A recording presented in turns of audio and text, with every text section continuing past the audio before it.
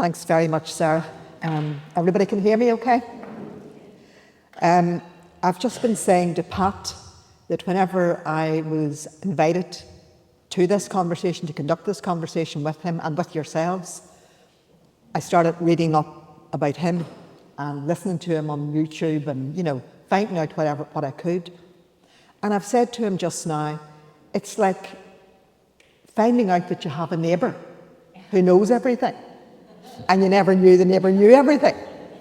I mean, he's only from Cork and I'm totally delighted we have him here this evening. And I would say to you, after this evening or today, have a look at his work. You'll find it on the internet and also YouTube interviews. Fascinating man. He's sitting beside us. I'm going to read a few words from his bio that Sarah gave me.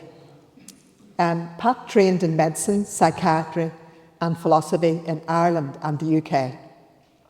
He was a professor of philosophy, diversity and mental health at the University of Central Lancashire. He works to promote the expertise of people with lived experience of mental health conditions. And he's an advocate of the recovery approach in mental health care. He calls himself a critical psychiatrist and was one of the founders of the Critical Psychiatry Network. He was co-editor of the book Rethinking the Trauma of War with Dr. Celia Petty. Also, he's the author of Trauma, Culture, Meaning and Philosophy, published in 2002. With Phil Thomas, he published Post-Psychiatry, a New Direction for Mental Health. We could have Pat here for a series of a course on community care, but we're going to have him here for a conversation. And Pat, as I said to you, I'd like to start with something that everybody in the room is aware of, and many people in the room will have experienced, and that's the stigma of ill health, of mental ill health. Can you talk to us about why is that the case, that there's a stigma to mental ill health?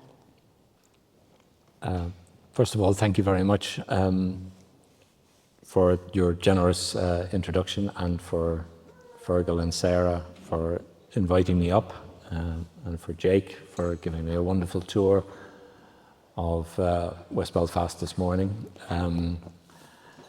Stigma, yeah, you started with an easy one. I don't know why there is so much stigma around mental health, but as someone who's been working in the field for over 40 years, I started in mental health 40 years ago, I can honestly say that I think it's probably the biggest challenge that actually people face. It's one thing having some kind of mental health struggle in your life, that's come into your life, you're struggling with it and trying to manage it. But then to face rejection, to face marginalization, to face discrimination when it comes to things like employment, and that is a huge burden, probably even a greater burden for many people than the original problem that the person had in the first place. I don't know exactly why it's why mental health is so stigmatized, and I think we're starting to move in the right direction. Meetings like this, discussions like this, I think are beginning to kind of, challenge that to some extent. What I do feel, though, is that some of the anti-stigma campaigns that I've seen in the UK and elsewhere, and in Ireland, over the past 20 years, I do wonder about the direction they've got, which is about saying mental illness is just like diabetes, or it's just like having a broken leg. If you go to your doctor, you get a diagnosis and you get it fixed. So it should be on the same level as, diabetes or something that you take a medication for, and once you take it, you stay well and you shouldn't face discrimination. And that, to me, while it sounds positive in one sense, is overly simplistic.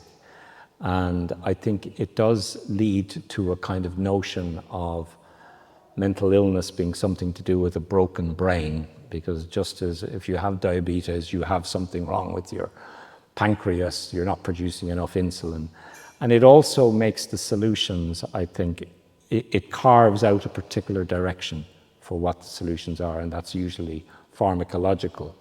So it's interesting that you see in a lot of the anti-stigma campaigns that are based on that kind of medical model often receive substantial funding from pharma, because it's in their interests to sell the idea that mental illness is something simple that you just take a drug for, and if people were only sensible and kept taking their drugs according to what their doctor said, there wouldn't be any problems.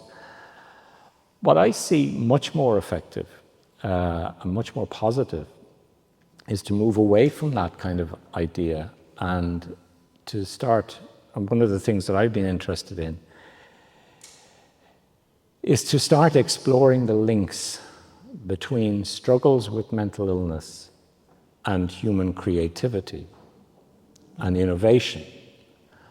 And much as in Siobhan's beautiful poem, which we just heard to open, was that message that actually out of our struggles with mental health, what we conventionally call mental illness or mental health problems, that's where a lot of human creativity emerges from. And actually the people we most look up to in terms of the creative arts, in philosophy, in innovative thinking. I'm thinking of people like Vincent van Gogh, for instance. Munch, the painter who did the Scream. In fact, most of the great artists of the 20th century, a lot of the novelists of the 20th century, a lot of the philosophers of the last couple of hundred years that we draw on for inspiration and new thinking, actually, what do they have in common? A hell of a lot of them struggled at some stage in their life with major mental health issues. And to me, there is something that links our creativity as human beings with what we call mental health problems. And to me, if we start to link those kind of things, we start to see mental health struggles in a different light, not as something purely negative to be zapped with drugs or ECT or put away in hospitals or not talked about. But actually, if we can start to be much more positive about, and that might sound strange for anyone who's struggled with depression or with psychosis or with suicide, and I don't mean it flippantly, but I do mean it that we start to see that out of adversity, out of difficulties, out of reaching the depths sometimes, we actually are exploring what it means to be a human being in this world around us. And to me, that's where I would talk about anti-stigma work going, in that much more kind of positive exploration of what we're struggling with as human beings when we talk about mental health, rather than the "you've got a broken brain, keep taking the tablets" message that I think is too often informs a lot of the anti-stigma campaigns. So I've not answered your question at all, but it's a few thoughts that come to mind. No, on the contrary, Pat, I think you've answered the question really well. Where the stigma comes from, we don't know, but there is some idea that, if you've got diabetes, that's not your fault, but if you have a mental health problem, that's maybe your fault, and maybe you should conceal it. So it's that kind of experience that a lot of us will have of not mentioning or not talking about or not owning up to the fact that we've had mental health struggles. So what you've said about struggles in life being the source of creativity, I find really heartening. Yeah. The other thing, just on that issue of responsibility, of, if you like, where it comes from, what comes to mind, Eilish, when you were saying that was, I've worked a lot in worked in Bradford for 7-8 years in the inner city area in Bradford in West Yorkshire, which is a largely Pakistani Muslim community and largely came from Mirpur and a fairly small area of Pakistan.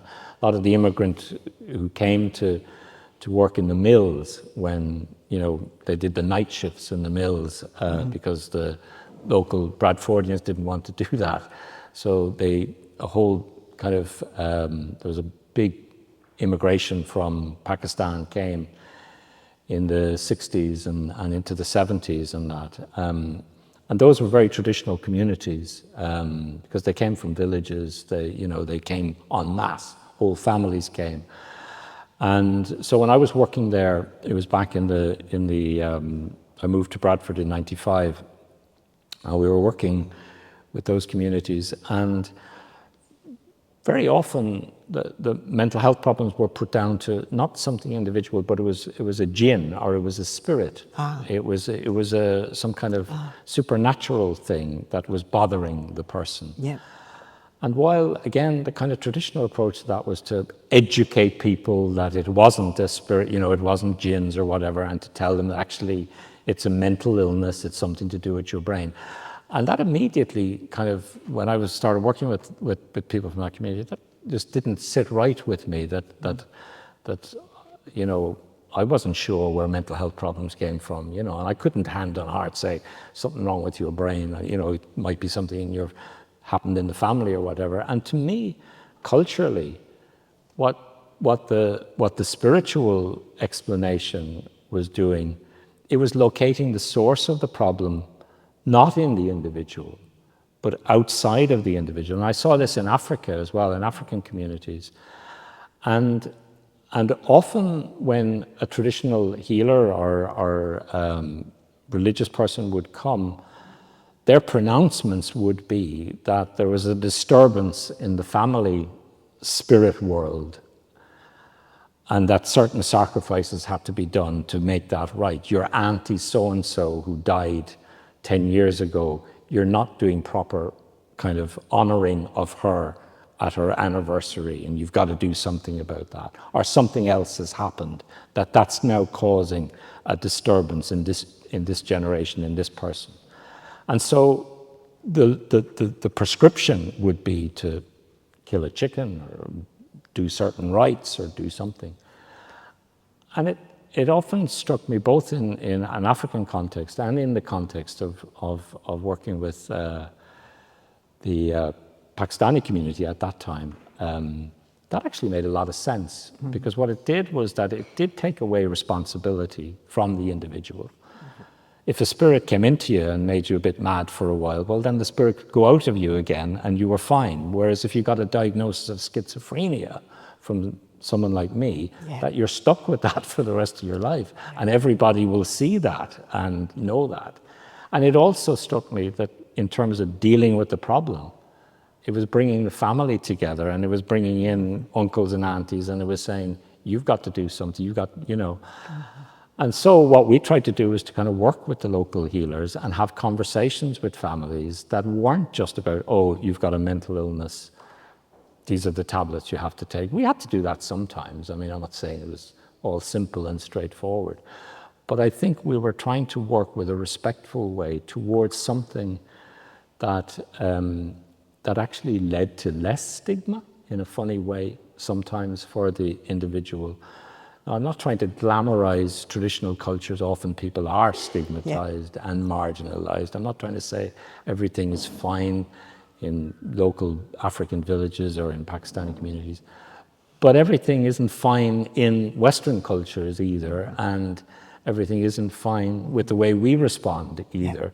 So I think we need a bit more respect for how other cultures deal with both mental illness and the stigma issue and the responsibility issue. It's more complex than just we will educate you how to think rightly about mental health, as though we've got some kind of great history of treating people, with all the respect that they deserve. Yeah. Thank you. You've mentioned Bradford, but you did a lot of work internationally, and you worked in post-conflict societies. traumatised societies, Pat. Could you tell us, first of all, why you accepted invitations or why you went to different places, and what you learned whenever you were there, what you brought back with you? Okay, how long have we got? Well, we're going to turn to the audience shortly, don't worry.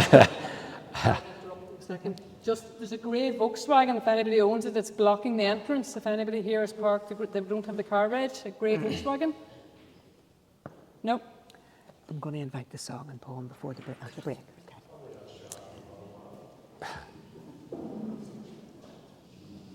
What got me into work tonight? Well, a little bit about my own situation. I studied medicine to become a psychiatrist, which might sound crazy, but I've always, even from very early age, I've been fascinated by madness, and I think attracted to the idea of people who saw the world differently or experienced it differently or who struggled with the reality, because I think I struggled with it in my own way.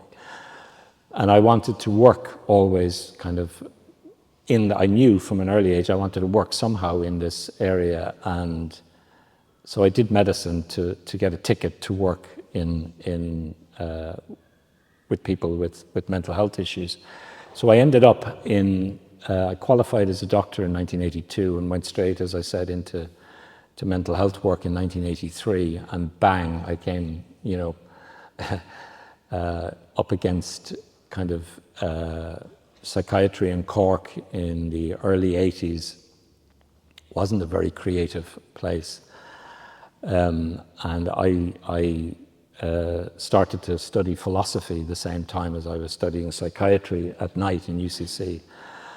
And after doing psychiatry for 3 years and passing the exams and stuff, I said, I've had enough of this. The contradiction for me between caring for people and controlling people as a doctor, as a psychiatrist, using coercive interventions with people, I just kind of said, I had enough of this, I want out.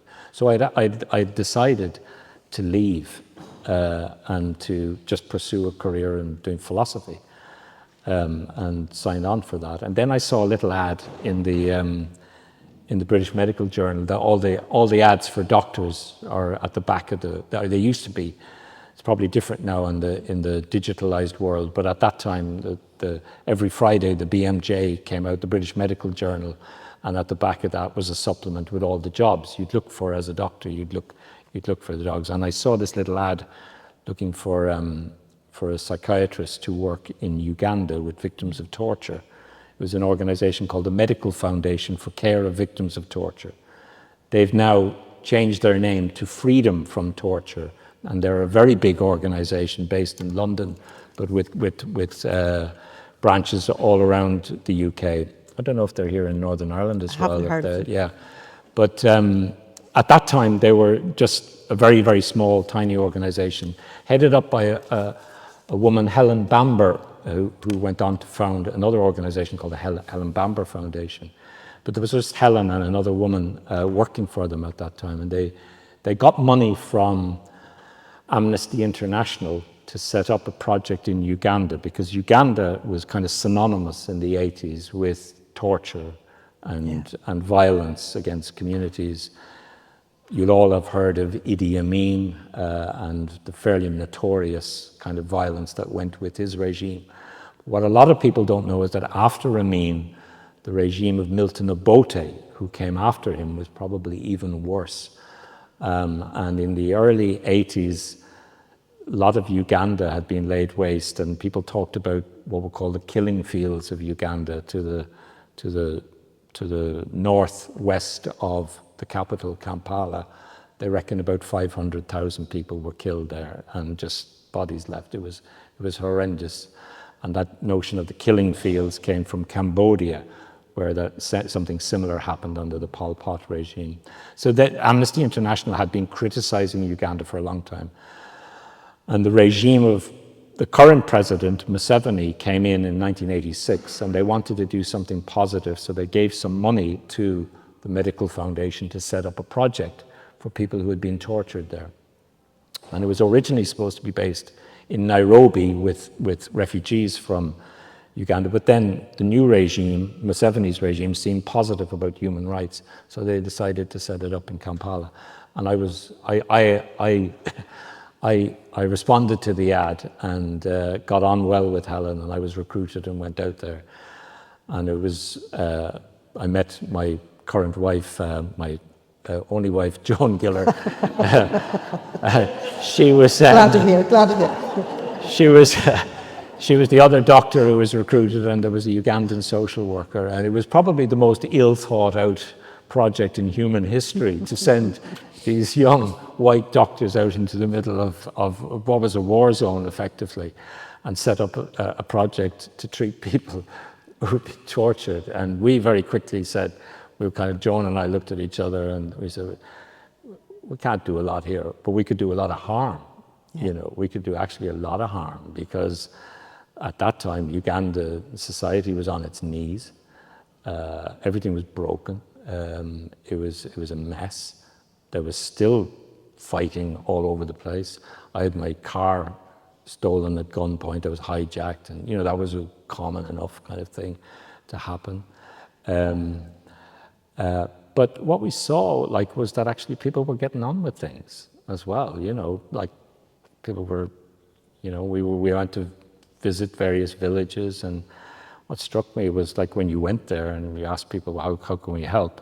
They didn't ask you for psychotherapists, or they didn't ask you for a psychiatric clinic, or antidepressants. They said, can you help us to get the school going again? Yeah. Can you help us to get the markets going again so we can start trading?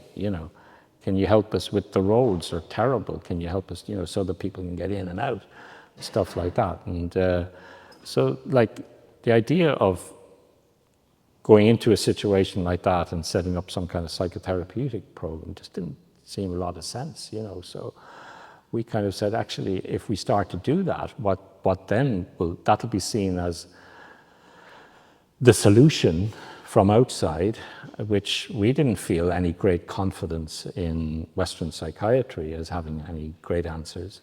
So we spent a lot of time struggling with it and meeting with local organizations, and we said we'd try and support those organizations who were doing things. One of the areas that we did feel we could help was with women who had been raped, who suffered rape, because that was one area that there wasn't.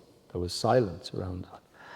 And so we helped to form a group that got women together and just kind of created a safe space where they could talk about what happened. And that continued for a number of years. And one of the interesting things was that they didn't want psychotherapy.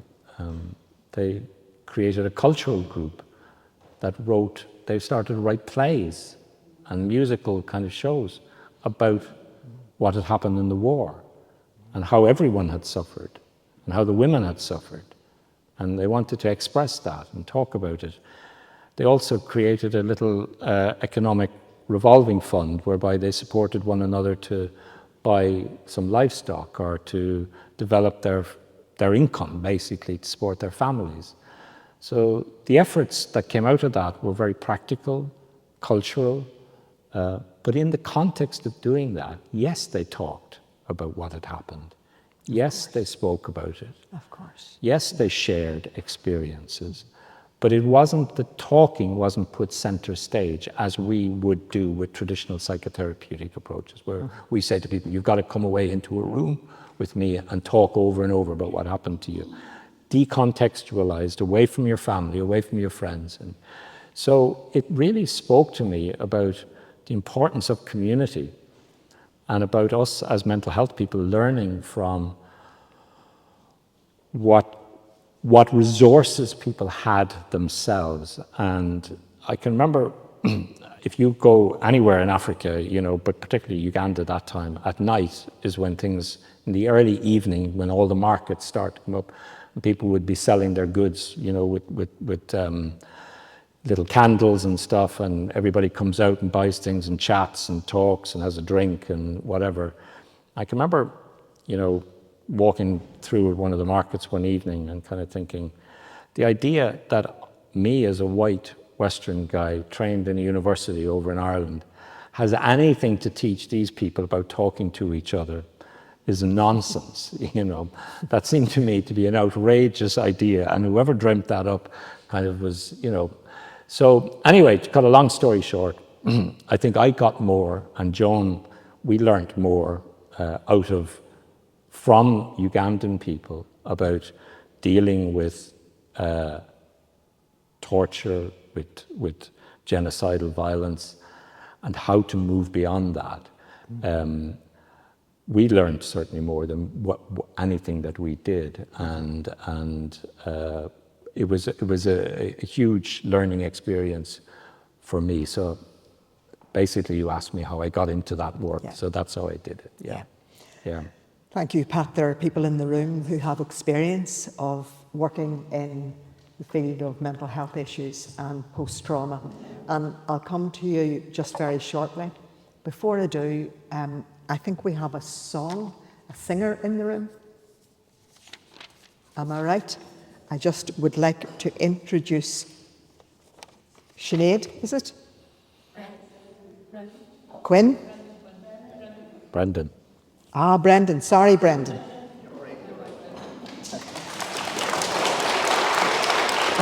Sorry, Brendan.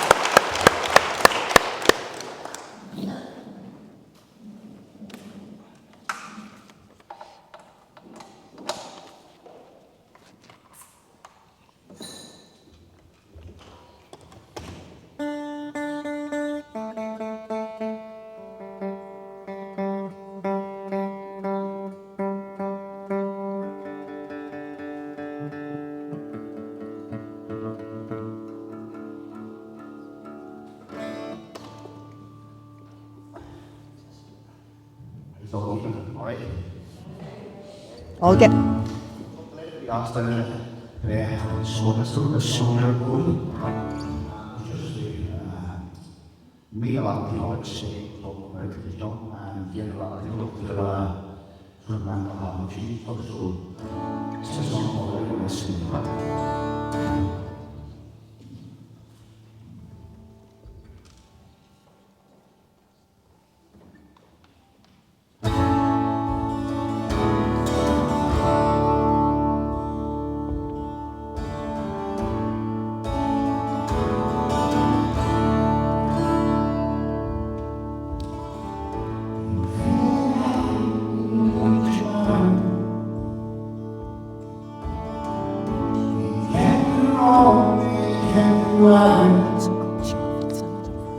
Thank you. Yes, I've got it. I seem to share life. It's worrying all the time. Battlefield like the sun. Be yourself all the time.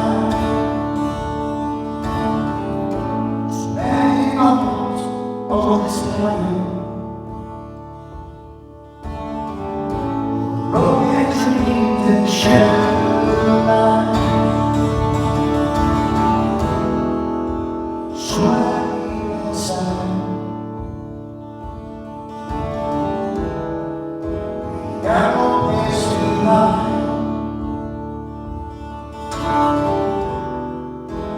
We're living on one side.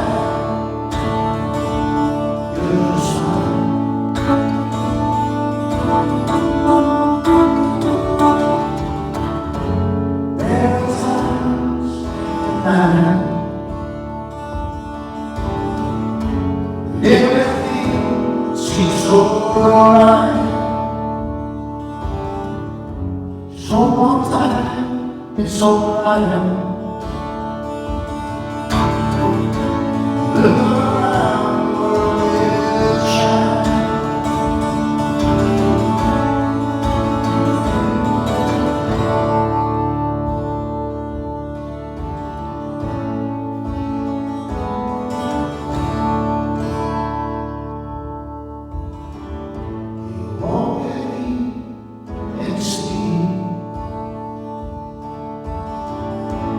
Find peace that you will be.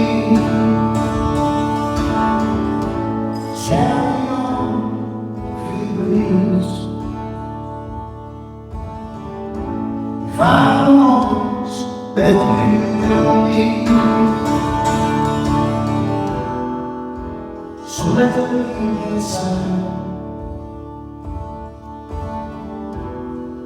we got no place to hide. If everyone's sad,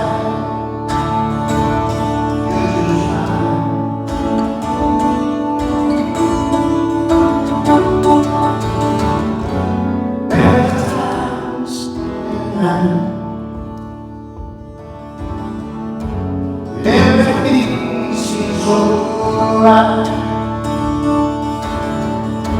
So long time is alright. Look around the world will shine. Better times tonight. Everything seems alright. So long time is alright.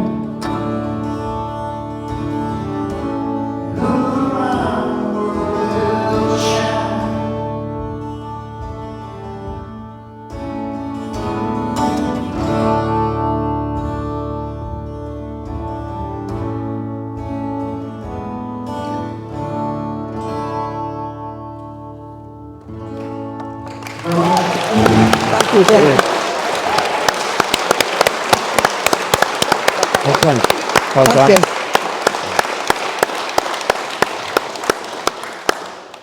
Can I call on Sean Fitzsimmons for a poem, please?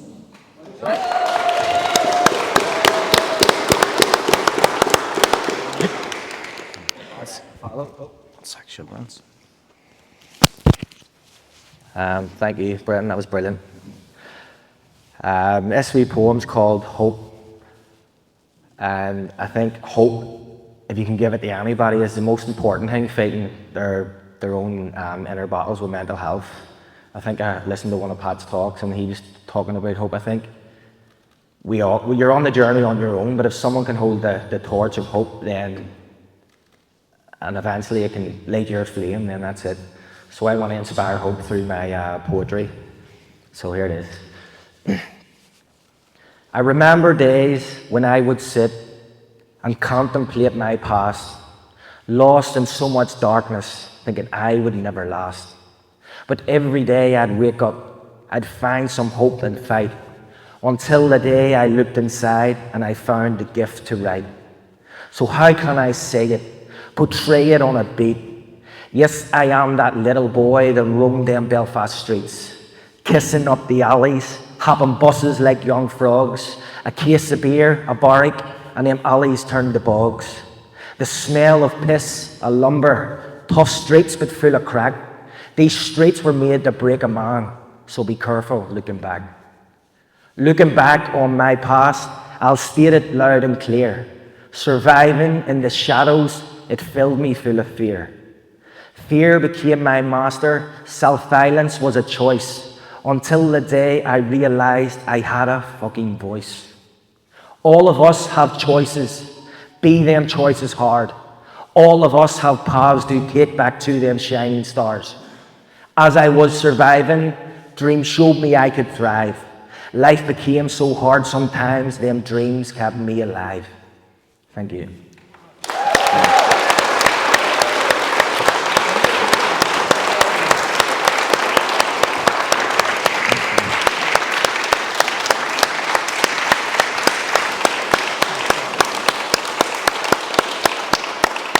Thank you very much. Over to you folks now. If anybody's got a comment to make, observation from what you've heard or from your own work, or a question to ask Pat, who's going to be the brave person to kick us off?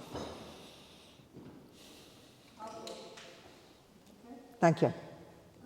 Thanks very much. That was really inspiring. What I'll do is I'll do the roving mic as well. Thanks very much. I was always going to be loud voice, but I can go. I really inspired looking at the work that you're doing. And one of the things that struck me, you would say it's simple, but you know how simple this is. when someone has a disturbance or a feeling, whatever, they may soon go to a GP. Now, that's where I think the problem starts, because the GP then will go down again a path of medication. Would it be appropriate that there would be a different scenario where someone would set out to be medical manipulation with the drugs line, that we would have a similar setup for people who would be going through issues of disturbance should we come. And the other thing is, in my ex-survey, I think we're not being taught about the human experience, because the human experience does embrace down things as well as up things, especially for young people. We're sitting there in another land that over the last 10 years, there's an increase of 65% of young people on HPP being prescribed antidepressants. So I just wonder what your thoughts on the definition from medical to as an initial, second level.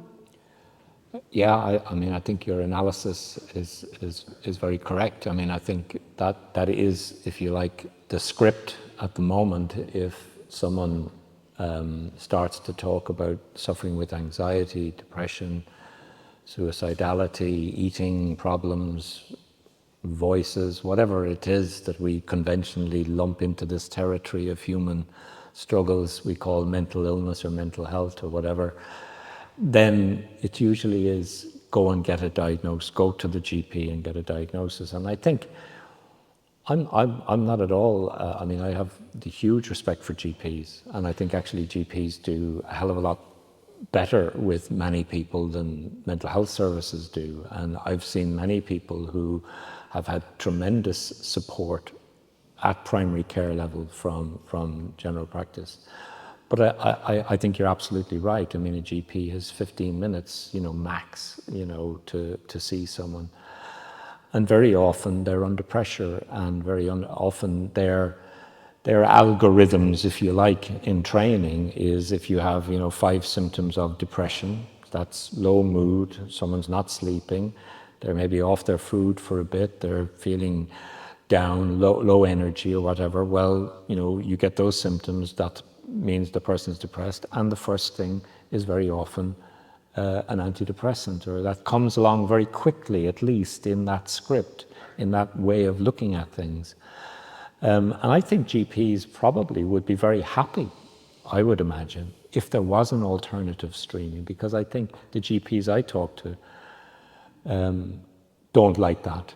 They see how inadequate that is. They see that it's very different dealing with mental health issues than dealing with dermatology. Someone comes in with a rash or something, you can go through 4 or 5 different scenarios for that and come up with a cream, and you can do that in 15 minutes generally and bring the person back and see if it's working next week, and that's generally appropriate. With mental health issues, it's not like that, and it's, often you don't know, like if someone says I'm suffering with anxiety or whatever, there's often a context for that. There's often a situation, a much wider context. It doesn't come out of the air, and GPs don't have the space, by and large, to get into that. And that's why I kind of think meeting like this in a community, we're all people here who've kind of thought about this stuff a lot. A lot of us have been through these issues, struggled with them.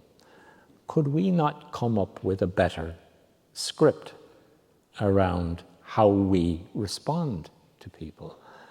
Does it have to be that, your first step is a GP? I'm not saying that we rule that out at all, or that we shouldn't access. I'm a doctor, and I'm very passionate about medicine having a role to play in the lives of people who are struggling. But I think medicine needs to have a very different role to what it has at the moment. I kind of think it should be like the role of the doctor when it comes to mental health issues is like the role of a doctor on a football team. You know, you're there to support people and to give advice and to deal with what, you know, broken bones or whatever that come off, and maybe give some advice on health and diet and whatever, because you have genuine medical knowledge that's relevant to the territory. But we wouldn't put doctors picking the team, or we wouldn't put doctors coming up with the strategy for the football match that's coming up next week. We'd want people who were pretty experienced at playing the game and doing that kind of stuff, who can draw on doctors if they want. But we wouldn't put doctors just because they have an MB or a qualification. It wouldn't be that we automatically said, you have to have a doctor as a manager of a football team. And I think that's kind of what we've done with mental health. And it's purely for historical reasons we've done that, because every psychiatric hospital had to have a clinical director or a doctor in charge. And that goes back historically to a time when doctors were still dunking people in cold water and spinning people on chairs and bloodletting. So it wasn't that it was doctors' knowledge that made them in charge of hospitals, it was their social standing and status. But that's continued down into our generation. So we still centralize the medical profession in terms of decision making along the paths that we take with mental health issues. And as I say, as a community, can't we not think up of some different scripts? And I think that's the point you were making, is that, you know, we should have a range of alternatives in our communities. And I think we're smart enough now, and we know enough about community organization. We know, and from the poem, you know, what's actually, we know what gets people better when it comes to mental health issues, by and large, from the recovery research. It's about the generation of hope. It's about finding meaning. It's finding human solidarity. It's feeling empowered is what gets us better. That's what gets us out of depression, is when we start to feel hopeful again. It's what helps you to manage your anxiety, is when you feel empowered. You feel, I'm not run over by this, I actually feel strong enough to deal with it. How do you feel strong? Well, you feel that through how people respond to you. You feel it by feeling in charge of your own body. That's through exercise, through work, through creativity, through achieving things. All of those are kind of things that a doctor isn't going to give you. You're not going to get them in a surgery. So they're things that we as a community can start to say, how do we deliver those things to people who are struggling? And that's what I think is a different script around mental health, when we start to think in that way. And I don't have any easy answer for that. That's up to the community to come up with those ideas. But I know how little medicine has to offer as the decision makers along the routes. You know, that's my role as a critical psychiatry, is actually to start pointing out how little you're going to get from all these medical appointments in the end. So I think it's a spot on. Your question is spot on, and I hope I've addressed it in some way. Thank you, Pat. 2 questions here, and if anybody wants, if you'd raise your hand if you want to follow up, and then I'll go back up to Pat and continue with the conversation. Thank you. Hello, sorry. My name is Regina. I'm new. I left Northern Ireland over 40 years ago. I've just gotten back. I currently work with Hertfordshire County Council, and I work in the community sector. And just listening exactly what that lady has just said about going to GPs. I know some years ago they came up with the community navigators, who were based at the GP surgeries, and they help navigate people coming in with mental health issues. People that would say, repeat offenders, always going to the GP for something or other. And they started to look at that and address it, and then they'd have a community navigator or a number to call in the surgery. And I live in currently work with some of the other projects that we have that are funded by the European Social Fund or the state funding to do with getting people back into work that are furthest from the job market.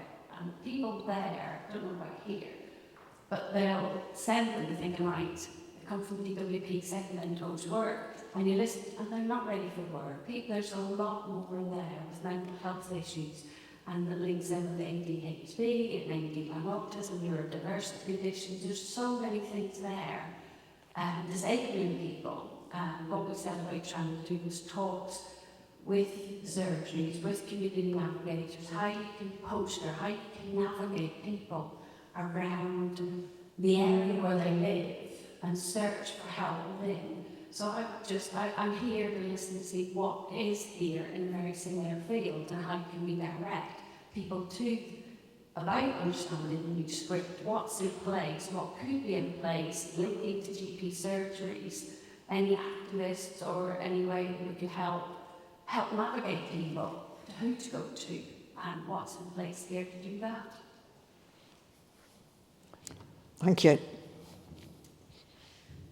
My question is quite connected to yours actually.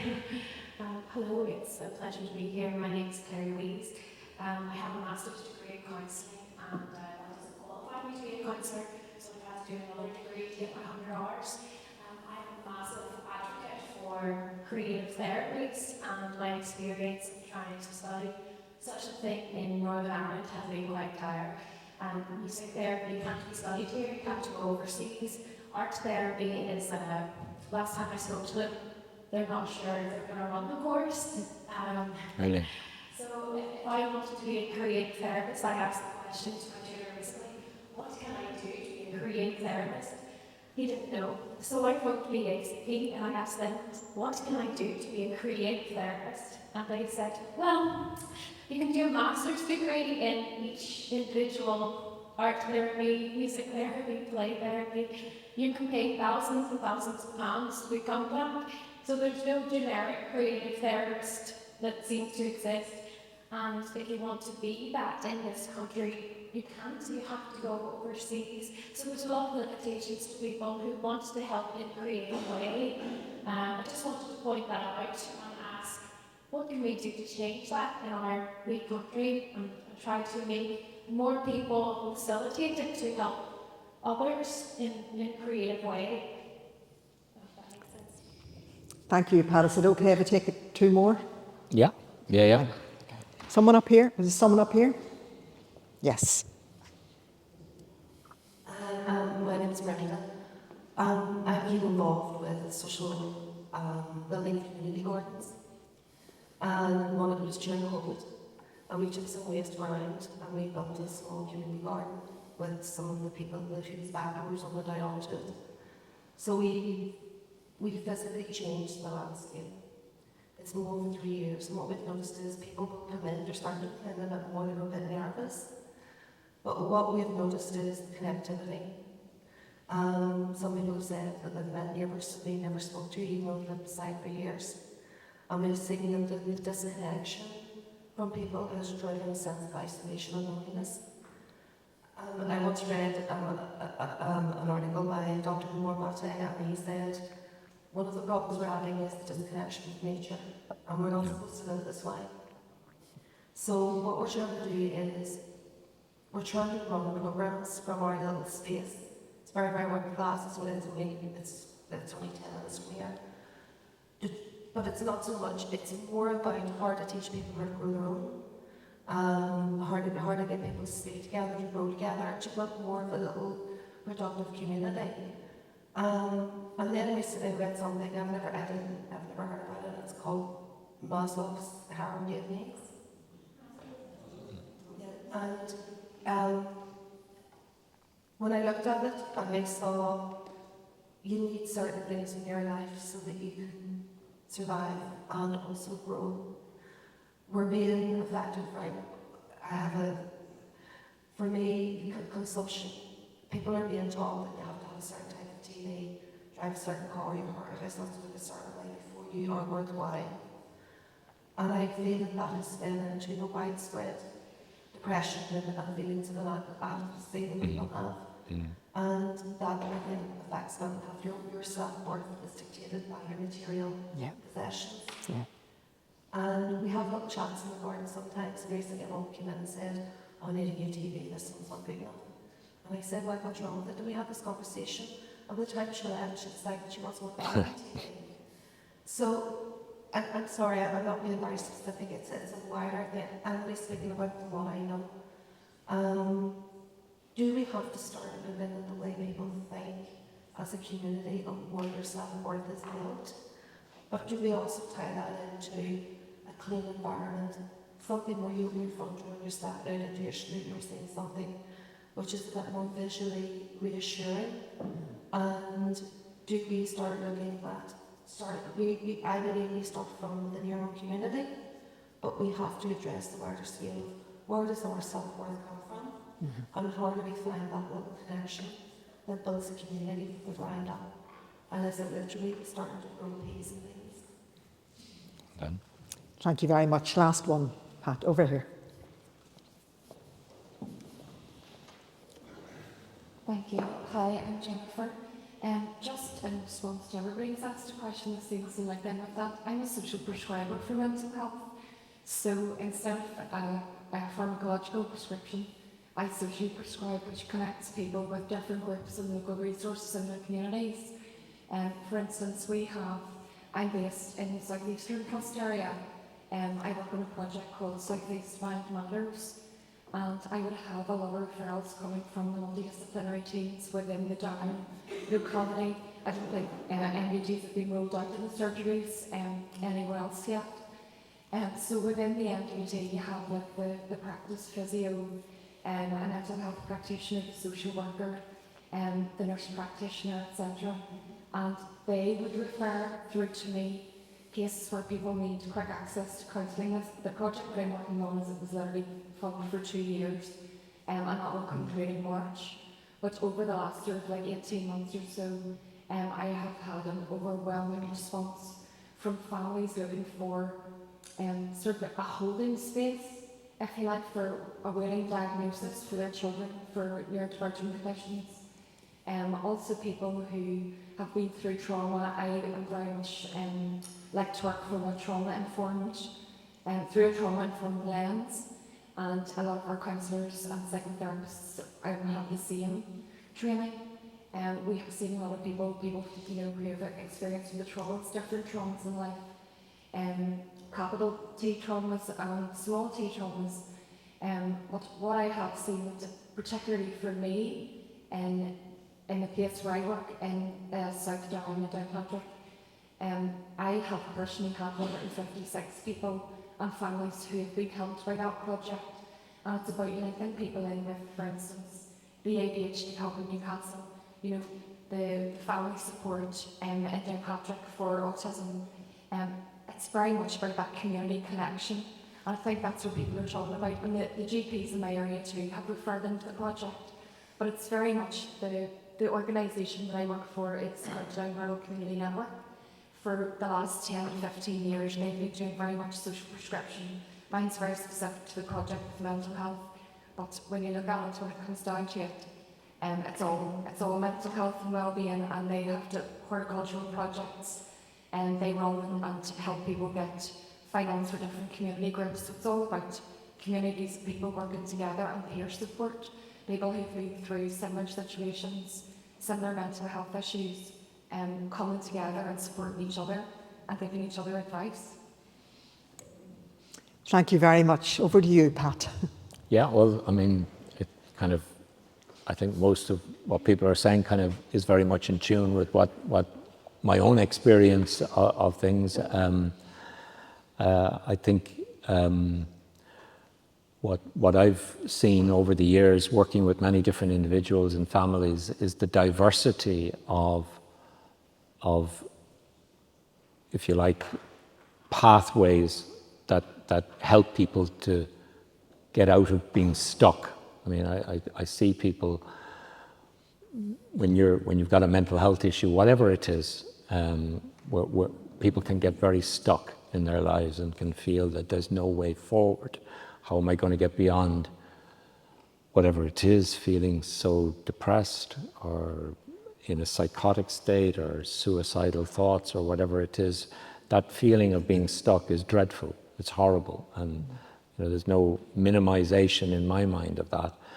I've sat with many people but how to help someone to move on from being stuck is the challenge for mental health work. And what I've learned is that while medication can help people, and I'm not anti-medication, I've certainly seen people benefit from that. It's a relatively small number of people, I think, where that's going to be the primary thing that helps them get it. Therapy, actual individual therapy, is also very helpful for a lot of people. It can be very helpful. But again, it's not for everyone, and sometimes it's only one part of the solution for someone to move on. And so people need a range of different things. One of the things, and they're all there, we're all doing them, from community gardens to one of the things I see a lot now is people going cold water swimming. And the sense of empowerment that people get from that is huge. If you can go in the middle of winter, take your clothes off, go into the sea and come out, wow, all your troubles are gone for that while you focus on getting your body in and out and getting warm again. And the sense of achievement, I think, that comes with that.